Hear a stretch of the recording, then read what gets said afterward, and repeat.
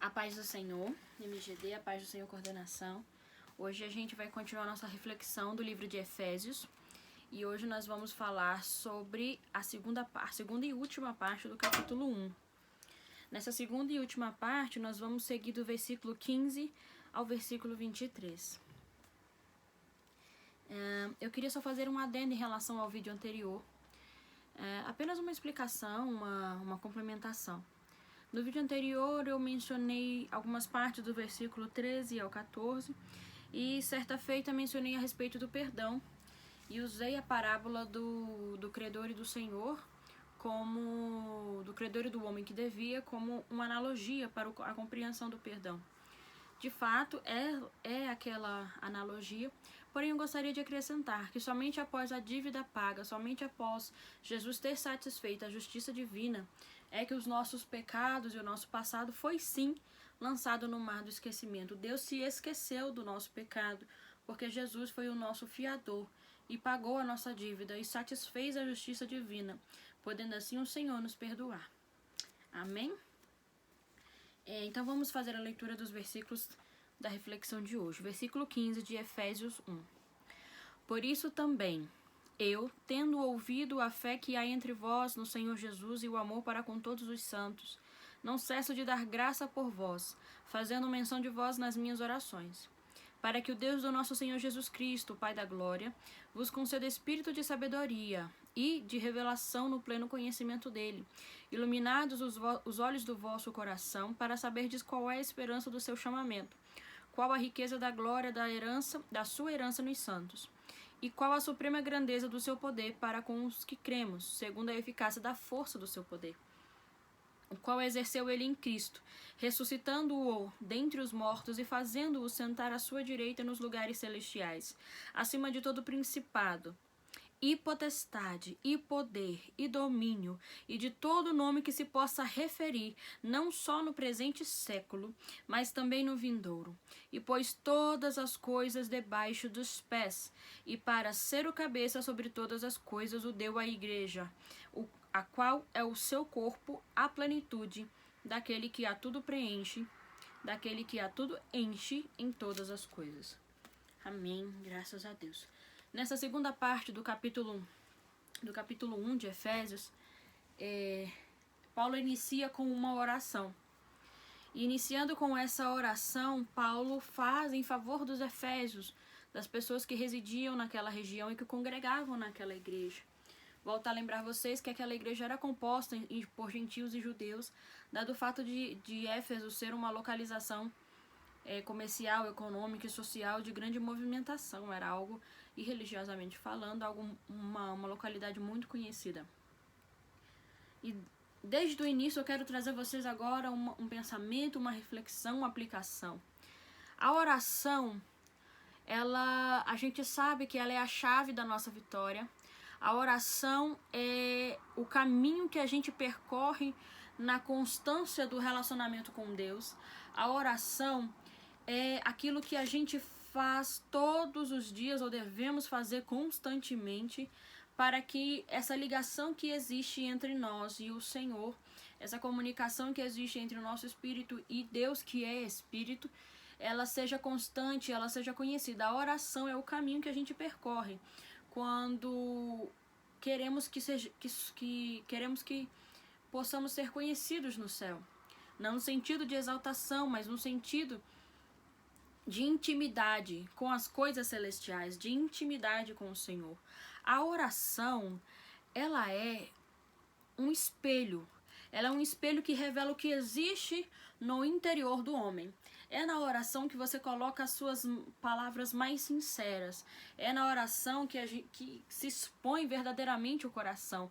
É na oração em que a gente, no nosso individual, no nosso devocional, no nosso particular com o Senhor, a gente pode expressar verdadeiramente todos os intentos do nosso coração com palavras, as angústias, as felicidades, as tristezas. E é na oração que a gente consegue exercer a nossa maturidade espiritual. É na oração que a gente consegue exercer a nossa autoridade espiritual.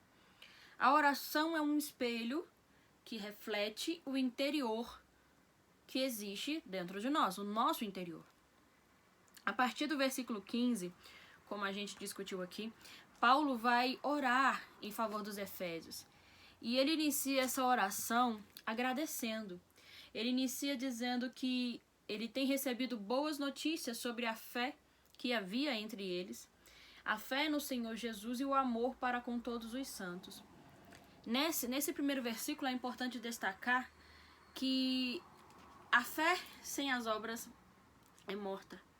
Quando Paulo fala que ele louva a Deus e ele é grato pela fé que é demonstrada, ele não deixa de exaltar e de destacar o amor para com os outros, ou o amor para com os santos.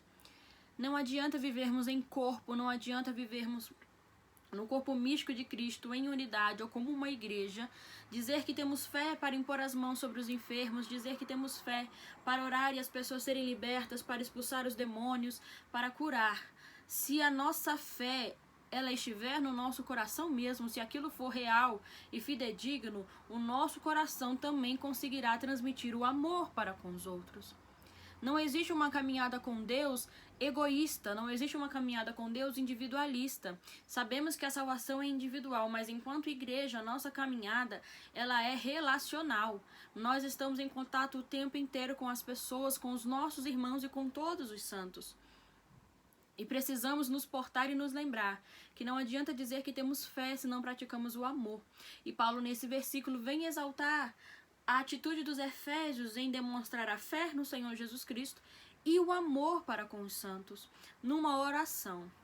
Isso é muito importante, isso já começa a nos orientar e começa a nos alertar, porque hoje em dia a gente entende que tem acontecido com uma frequência muito grande o exercício da fé para coisas maravilhosas e o amor ao próximo ficando aquém do exercício da fé. Não dá, esses dois têm que caminhar juntos. Eu preciso aprender isso e eu orava ao Senhor para que Ele me ajudasse, eu orava ao Espírito Santo, me ajuda a exercer o amor da mesma forma como eu exerço a minha fé, para que eu não seja hipócrita na minha forma de viver e conhecer a Deus. Paulo então faz essa oração e inicia dessa forma. Em seguinte, ele vem clamar para que a igreja primitiva consiga visualizar todas as bênçãos espirituais que ela havia recebido e que ele havia já descrito nos versículos de 1 a 14. Todas aquelas bênçãos espirituais que ele estava descrevendo naqueles primeiros 14 versículos, Paulo vem agora pedindo para que Deus abrisse os olhos da igreja para essas bênçãos. Ele bendiz a Deus por tudo que ele fez, por tudo que ele faz. Ele agradece por todas as bênçãos recebidas e ainda ora para que Deus continuasse as enviando, para que Deus continuasse abrindo os olhos do seu povo para que as enxergasse. Eu acho interessante essa atitude de Paulo e, segundo os estudos, eu fui me lembrando e buscando as referências. Essa atitude de Paulo era uma atitude do povo de Israel, de ter o hábito e o costume de encontrar socorro em Deus. Em Ezequiel 36, 37, há algo que Deus fala e que condiz muito com essa atitude de Paulo. Ele diz assim: assim diz o Senhor Deus, ainda nisto permitirei que eu seja solicitado pela casa de Israel. Todas as vezes que você solicitar ao Senhor por algo, o Senhor irá te ouvir. Deus não vai deixar de ouvir a sua oração. Existem algumas situações muito delicadas na Bíblia em que Deus nos orienta que as orações serão impedidas de subir ao céu. Mas eu estou explicando a vocês e relatando a vocês, a minha intenção aqui é de dizer que o canal não está fechado. O canal está aberto, o canal está conectado, você só precisa se dispor a dobrar os seus joelhos, você só precisa se dispor a orar, porque o Senhor irá ouvir a sua oração, Deus vai ouvir o seu clamor. Nós temos a garantia de que o Espírito Santo intercede por nós com gemidos inexprimíveis ao Pai. Por vezes você pode não conseguir falar, por vezes você pode não conseguir expressar a dor, a angústia, por vezes você pode ter vergonha de estar se achegando a Deus com os mesmos problemas, com as mesmas situações mal resolvidas. Não tenha medo, Deus conhece o seu coração, conhece a sua capacidade de desenvolvimento e Ele ama aqueles que se achegam a Ele com sinceridade, aqueles que conseguem orar com sinceridade, deixando de lado a vergonha. A Bíblia fala que no momento da crucificação, Cristo deixou de lado a ignomínia, a vergonha e o opróbrio que aquela crucificação seria para Ele, enquanto Deus e enquanto santo. Isso era motivo de vergonha, ele deixou de lado a ignomínia. Faça a mesma coisa quando você estiver orando ao Senhor. Deixe de lado a vergonha ou o medo de expressar algo que você já orou tantas vezes pedindo para Deus te ajudar, já orou tantas vezes pedindo para Deus te livrar, e você volta naquela mesma situação, naquele mesmo pecado. Não desista de orar. A oração é persistência, a oração é constância, e a oração é aquilo que faz você progredir no seu relacionamento com o Senhor. Tenha certeza que Deus vai te escutar. Deus permitiu que ele fosse solicitado. Paulo, nessa oração, então, ele vai pedir para que os olhos da igreja fossem abertos para essas bênçãos. Se a gente for observar em todas as cartas de prisão de Paulo, vamos por assim dizer, todas as cartas que foram escritas na prisão, elas têm orações registradas. Não todas. Por exemplo, Filipenses, Colossenses e, no caso, Efésios, pelo que eu me lembre, tem orações registradas. Orações que expõe um desejo de Paulo. E no caso, nessa carta de Efésios, essa oração, ela expõe o desejo que Paulo tem sobre as bênçãos, e que essas bênçãos que ele almeja que a igreja receba. E são bênçãos espirituais. É importante salientar todos os vídeos, todas essas reflexões que estamos fazendo. Eu tenho salientado isso porque são bênçãos espirituais. Não é pecado pedir a Deus casa porque Deus dá casa. Não é pecado pedir a Deus carro porque Deus dá. Deus abençoa com bênçãos materiais, sim. Deus é o dono do ouro e da prata. Deus é o dono do mundo e nós somos o filho do dono. Se você crê e você precisa, se você crê e você quer receber, ore a Deus que Ele irá te dar. O que eu estou sinalizando aqui para você é a importância e a preferência que Paulo dá em suas orações às bênçãos espirituais. Paulo não vai fazer menção de pedidos de bênçãos materiais ou bens materiais, apesar da igreja primitiva precisar desse tipo de bênção naquele tempo em que se estava expandindo. Mas Paulo vai dar preferência em suas orações e ênfase às bênçãos espirituais. Paulo não vai pedir algo que a igreja não tem. Paulo vai pedir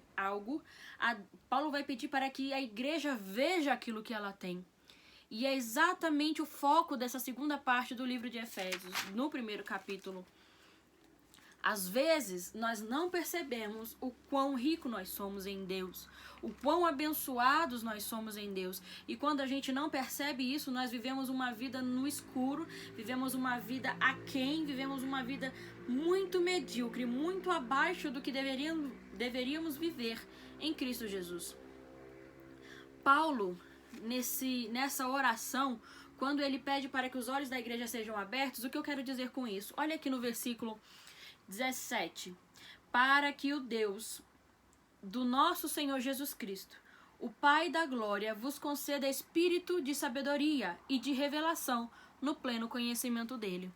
Quando eu digo que Paulo pede para que os olhos da igreja sejam abertos, para que vejam todas essas bênçãos que já está à disposição da igreja, Paulo está orando a Deus em prol de uma percepção espiritual. Sabedoria e revelação nesse pedido andam juntos.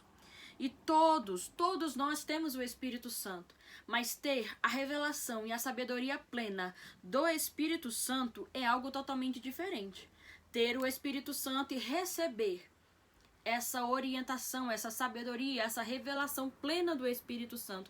Isso só pode acontecer, isso é algo que só acontece à medida que crescemos no conhecimento de Deus. Então isso denota pra gente, isso demonstra a necessidade de uma constância de caminhada. Isso demonstra e denota uma necessidade de uma constância da leitura da palavra, de uma constância de oração, de uma constância de reflexão nas coisas que são celestiais. Um crente sem percepção espiritual é um crente que vive em perigo. É alguém que tendo a possibilidade de ter uma visão ampla e iluminada a respeito de algo, escolhe caminhar com um tapa-olho, escolhe caminhar sem uma visão completa. Um crente sem percepção espiritual é como se ele tivesse um destino para chegar e ele escolhe um caminho apertado no sentido de ser escuro, de ter falta de espaço. Veja aqui que eu não estou fazendo referência ao que a Bíblia traz sobre a porta larga e a porta estreita, o caminho largo e o caminho estreito. Estou fazendo referência sobre amplitude de visão. Se eu me colocar num campo de futebol, eu tenho uma amplitude de visão muito maravilhosa. Se o campo de futebol for o caminho que eu tenho que percorrer até chegar num certo destino, eu tenho uma visão de 360 graus ao que está acontecendo ao meu redor. Se o inimigo vier à esquerda na sua investida, eu tenho um tempo de me preparar para a sua investida, de bloquear a sua entrada. Se existe algum tipo de buraco ou empecilho ali na minha frente, eu tenho um tempo de verificar e entender que aquilo pode ser uma pedra de tropeço para a minha vida. Entende? Quando falo de amplitude de visão. Mas um crente sem percepção espiritual é um crente que precisa chegar num destino, o mesmo destino daquele que escolheu o campo de futebol, por assim dizer. É um crente que precisa chegar naquele mesmo destino, mas ele escolhe um corredor escuro, um corredor frio, um corredor apertado para caminhar. Quando um crente decide caminhar sem percepção espiritual, é essa escolha que ele faz. E caminhar nesse corredor escuro e apertado não te permite escapar quando uma investida maligna vier. Esse corredor escuro e apertado não vai te dar tempo para orar.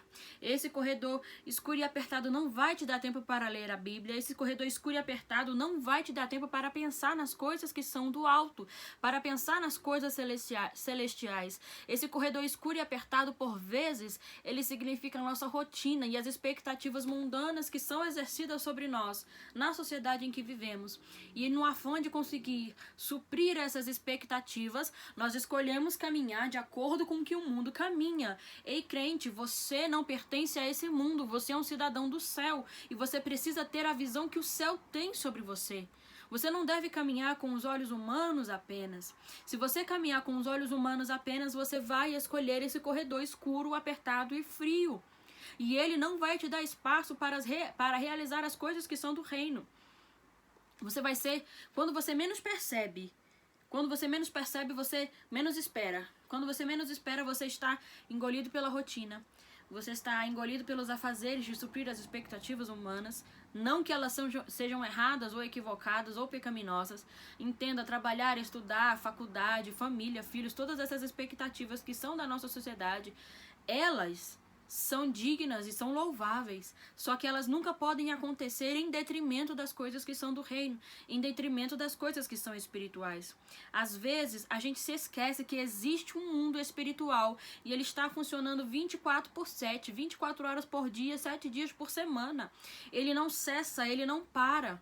Ele não dorme quando a gente dorme, ele não acorda quando a gente acorda. Ele não dá um pause porque a gente vai trabalhar, ele não dá um pause porque agora meu filho está doente. Ele não vai dar um pause, ele vai continuar investindo. Ele trabalha e funciona o tempo inteiro. Nós nos abstemos, às vezes, dessa consciência por nos esquecermos de qual é a nossa verdadeira origem, de qual é o nosso chamado e a nossa vocação e contra quem nós estamos lutando. Não é contra carne nem sangue, mas contra os principados e potestades na ordem celestial, no mundo espiritual. A Bíblia nos relata e ela nos evoca a lembrar constantemente desse requisito. Nós não estamos aqui no mundo para vivermos no mundo e perecermos no mundo. Nós estamos de passagem no mundo para cumprir a nossa vocação, que é ir ao mundo e pregar o evangelho a toda criatura, chamando todas essas criaturas ao arrependimento, dizendo que há um Jesus que veio a este mundo, sacrificou-se a si mesmo em prol de pagar a nossa dívida, para que nós não venhamos perecer numa eternidade vindoura, mas para que nós venhamos a conviver e a viver com Ele para todo sempre.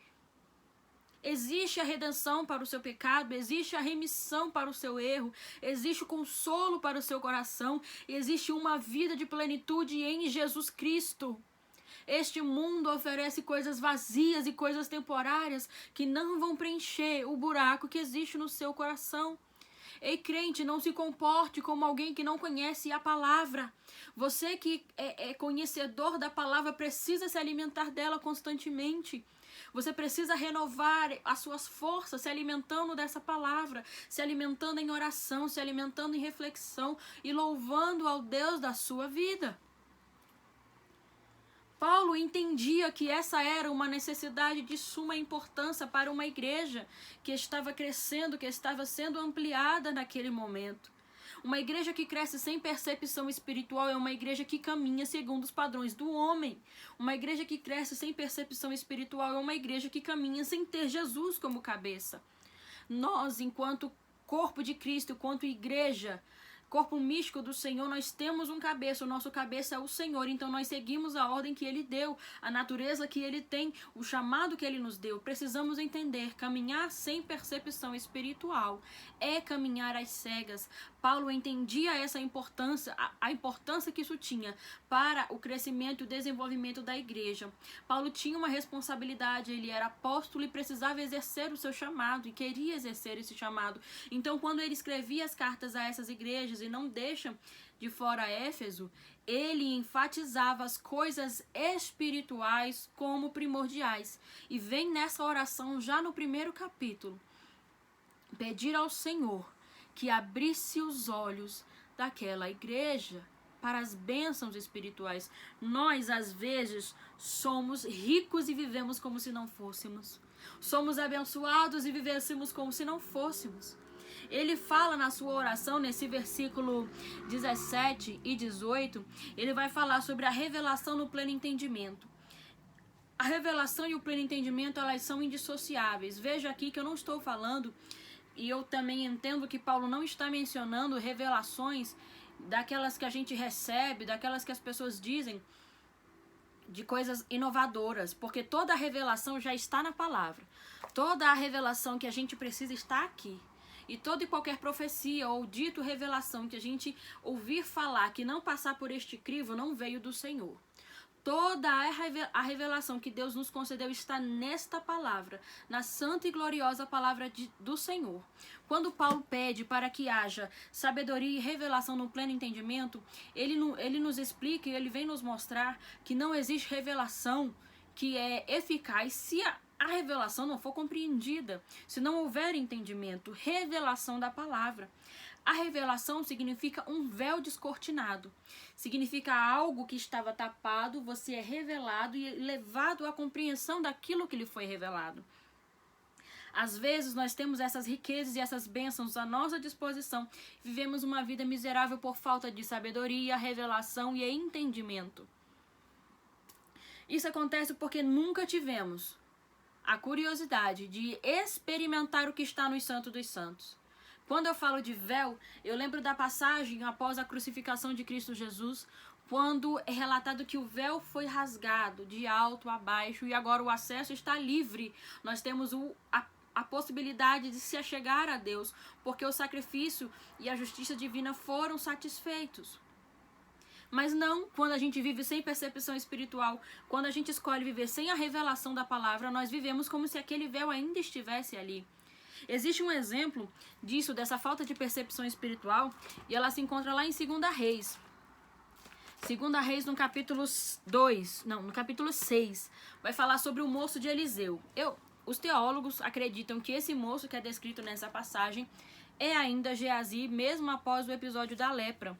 Quando ele foi buscar as riquezas que Naamã havia levado, Eliseu já havia recusado. Mesmo assim, ele vai atrás das riquezas após Naamã ser curado. E ele acaba ficando leproso.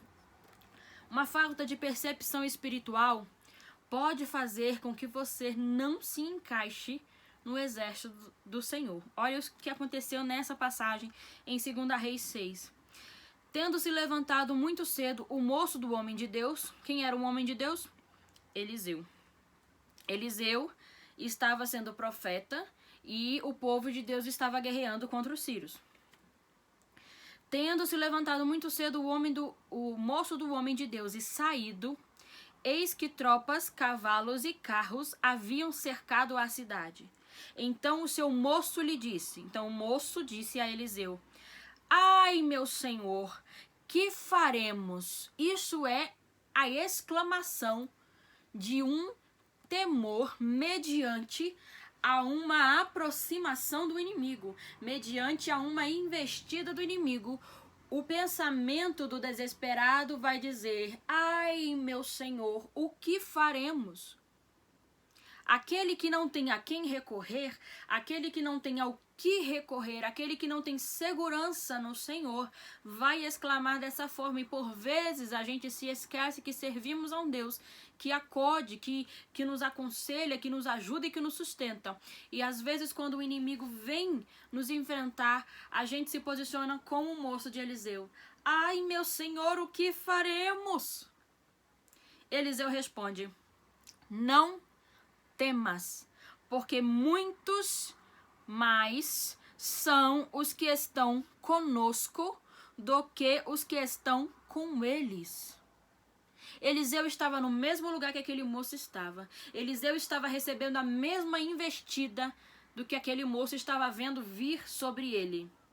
E Eliseu se comportou diferente por conta da sua percepção espiritual. Eliseu vem dizer: não temas, porque mais são os que estão conosco do que os que estão com eles. O que Eliseu estava vendo de diferente do que aquele moço via?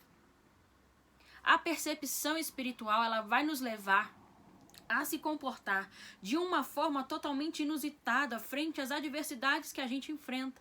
A nossa percepção espiritual vai nos levar a comportar com autoridade espiritual diante das situações. E essa autoridade, ela vem investida por Deus através do Espírito Santo. E ele vai dizer orando, está dizendo aqui, orou Eliseu e disse: Senhor, peço-te que lhe abra os olhos para que veja. O Senhor abriu os olhos do moço e ele viu que o monte estava cheio de cavalos e carros de fogo ao redor de Eliseu.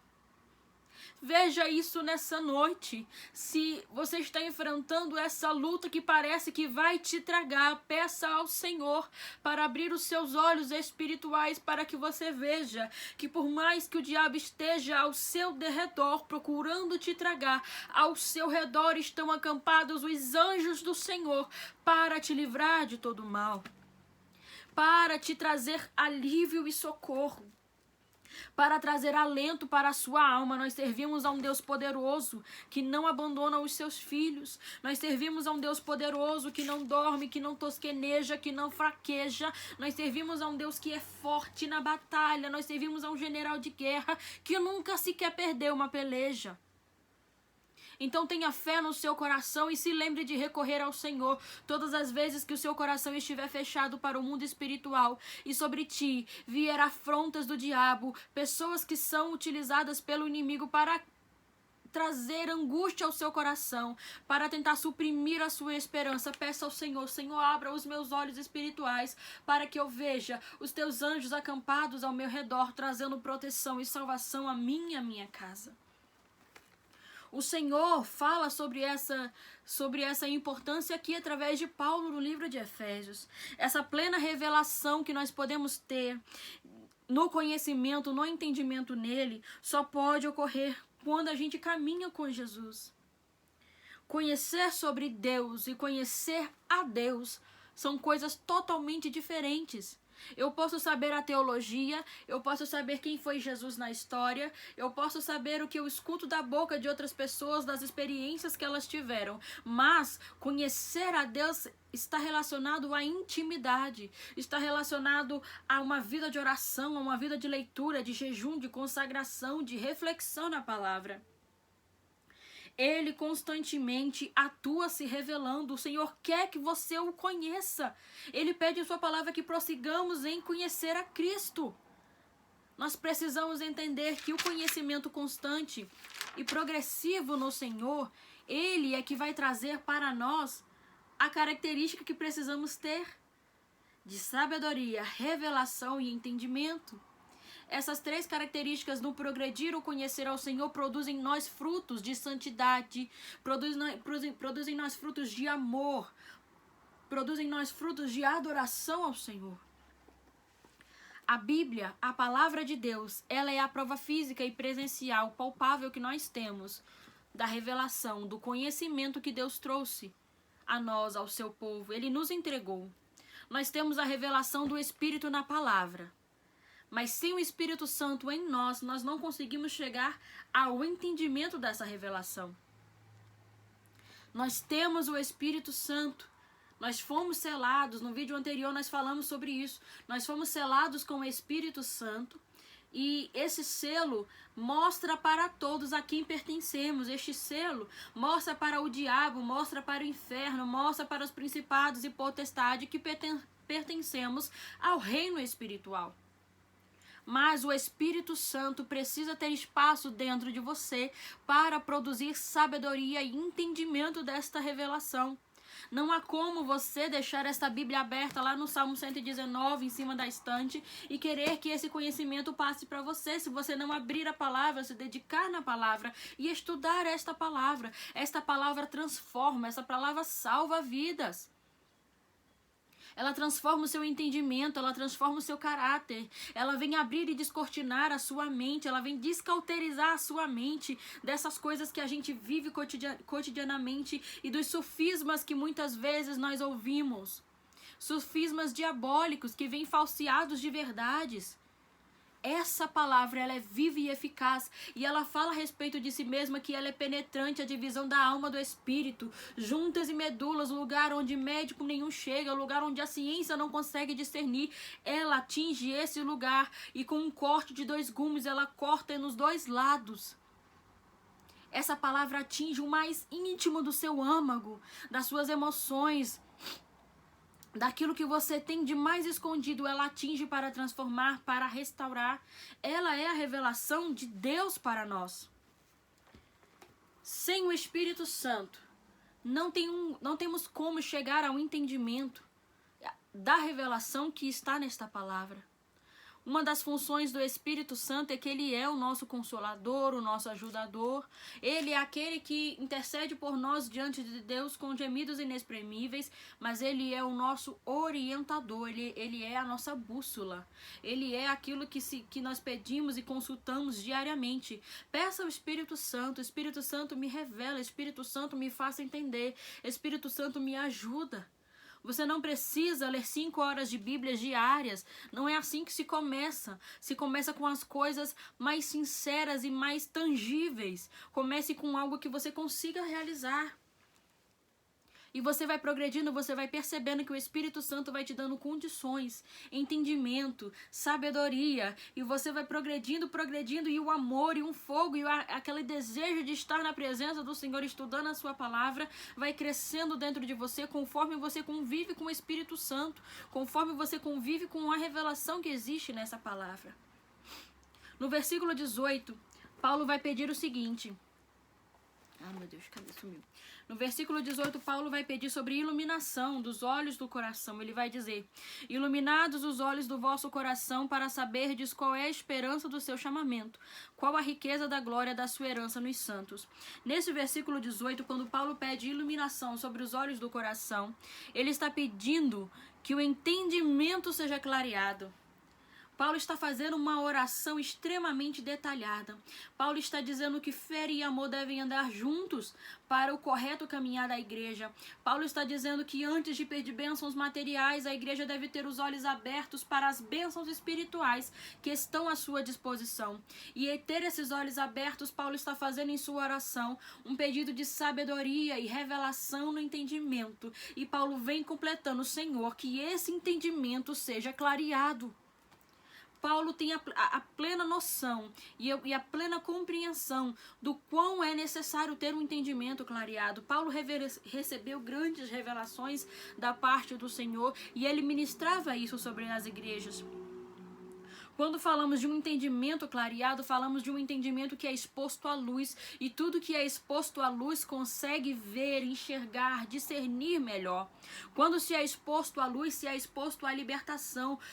Algo que é escuro fala de algo que está preso, que está fora do nosso conhecimento, que está aquém daquilo que podemos compreender. Quando se fala de clareação, de clarear ou de iluminar o entendimento, falamos de um entendimento que está exposto a tudo quanto é possível ser visto. Tudo quanto é possível ser visto, tudo quanto é possível ser entendido através desta revelação que é a palavra de Deus. Compreendendo a esperança dessa vocação. Qual é a esperança? Qual é a nossa vocação? Nós fomos vocacionados para sermos de Cristo. Nós somos vocacionados para sermos a igreja. Nós somos vocacionados para ser parte integrante do corpo do Senhor. Compreendendo a esperança dessa vocação, entendemos que essa esperança é o que nos estimula a permanecer assíduos e constantes na caminhada com Cristo. Essa compreensão na nossa vida, ela nos permite ser constante. Ser constante na oração, na leitura, no jejum, na vida correta, na prática do amor, na busca pelos dons espirituais, no exercício dos frutos do Espírito. A falta dessa esperança, a esperança dessa vocação, a falta dessa esperança na vida de um cristão faz com que ele tenha uma vida espiritual parecendo uma montanha russa. Ele vai ter altos e baixos constantemente no seu relacionamento com Deus, porque não existe uma identidade que esteja firmada dentro dele, não existe uma esperança ou algo que funcione como um combustível para a sua constância. Paulo dá seguimento nos versículos 19 e 20. E ele vai começar a trazer para nós um entendimento de poder, sobre quem esse poder está designado, quem é o dono desse poder e por que, sendo dono desse poder, pode exercer liderança sobre a igreja. Nos versículos 19 e 20, então ele vai mencionar o poder de Deus e vai fazer uma relação direta à ressurreição dos mortos. É interessante que a gente possa compreender, para os judeus, ver a ressurreição de mortos em suas orações diárias, essa questão de falar sobre a ressurreição de mortos no futuro, era um exemplo principal que eles utilizavam para o poder de Deus. Paulo, ele concorda com essa atitude, essa prática, judaica, com o posicionamento, porém, para Paulo, a primeira parcela da ressurreição já estava representada em Cristo. Para os judeus ainda não, mas para Paulo, que estava já liberto, tinha o seu conhecimento iluminado. Eu venho repetir o encontro que ele teve com Jesus Cristo no caminho de Damasco. Ele teve o seu conhecimento, os seus olhos desvendados, a sua mente descauterizada, pela luz que a palavra trouxe a ele, pela luz que é Jesus, porque como ele na luz está, nós devemos estar.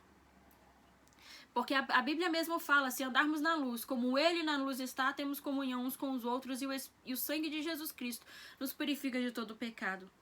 Quando Paulo fala sobre a ressurreição, os judeus logo se identificarão, porque era uma prática comum exaltar o poder de Deus por meio da ressurreição dos mortos. Porém, Paulo vem especificar que a ressurreição da primeira parcela dela já havia acontecido em Cristo Jesus. E acontecendo em Cristo Jesus, ele foi honrado sobremaneiramente. E sendo colocado à direita de Deus por conta dessa honra e poder.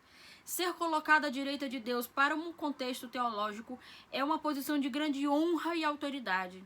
Era uma posição de governo. Cristo recebe essa honra e essa autoridade, esse governo e esse poder após a ressurreição.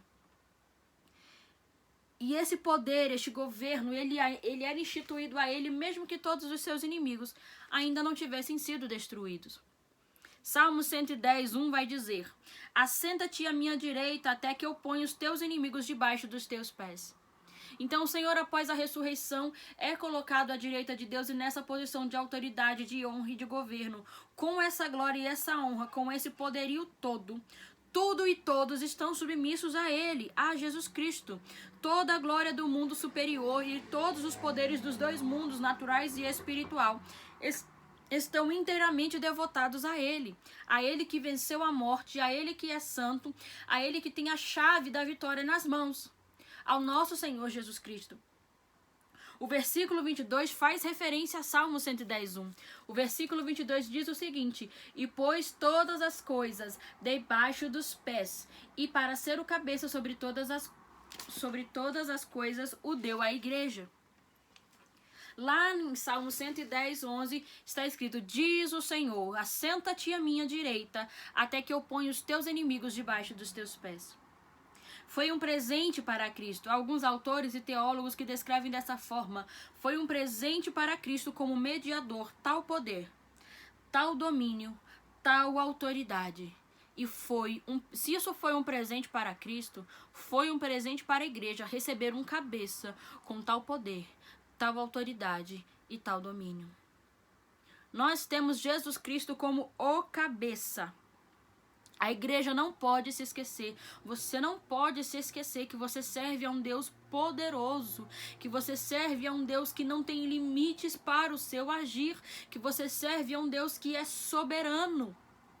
O mesmo poder que foi concedido a Cristo para o governo do mundo foi concedido a Cristo para o sustento da igreja quando ele é colocado como o cabeça. Toda a submissão nós devemos a ele, porque ele é o nosso cabeça. E assim a igreja é sustentada por esse poder. Dessa forma, a igreja é sustentada pelo poder de Cristo. Então nós não devemos titubear nos nossos pensamentos todas as vezes que o nosso coração quiser fraquejar. Lembre-se que o Senhor venceu por nós toda e qualquer a maior dificuldade que nós deveríamos vencer, que é a morte, para ser intitulado como cabeça do corpo a qual nós pertencemos. Nós não estamos abandonados, nós não estamos expostos, nós não estamos à disposição e à mercê do diabo. Aquele que se achega a Cristo, o recebe como seu Salvador, é enxertado na videira, é inserido no corpo de Cristo e recebe sobre ele o domínio do Senhor, do seu poderio, do seu governo. E sobre esse governo não há falhas. O Senhor é poderoso para te proteger, para te reerguer, para te abençoar. O Senhor é poderoso para fazer nascer em você a predisposição para buscar a sua presença. Através do Espírito Santo, o Senhor faz nascer em nosso coração o desejo de buscá-lo, porque Ele quer se revelar a nós e nós precisamos conhecê-lo. Então Paulo, nessa oração que ele faz no final do capítulo 1, ele vai trazer à igreja, em todas as cartas de Paulo, são excelentes manuais para a doutrina da igreja, para a doutrina da palavra que a igreja precisa seguir. Ele vem trazendo nessa oração a necessidade que precisamos ter de reconhecer que o mundo espiritual, ele é superior ao natural. Que Cristo, como cabeça da igreja, ele exige do corpo que somos nós essa percepção espiritual, porque ele nos vocacionou e nós temos um chamado a cumprir. Que hoje você seja abençoado com essa palavra e pela compreensão de que é necessário constantemente buscarmos ao Senhor para que a nossa percepção espiritual seja alargada, seja aumentada, e para que a gente entenda que não pertencemos a este mundo, mas pertencemos aos céus. Nós somos das regiões celestiais, somos cidadãos dos céus e precisamos caminhar conforme a visão que Cristo tem sobre nós, a visão que o céu tem sobre nós, para que a nossa caminhada seja direta ao Senhor. Deus vos abençoe, Deus abra o nosso entendimento, a nossa compreensão acerca desta palavra. Que Deus venha trazer a você a compreensão e o entendimento de uma forma diferente todas as vezes que você for buscar a Deus, todas as vezes que você for se debruçar sobre a palavra. Deus te abençoe. A paz do Senhor.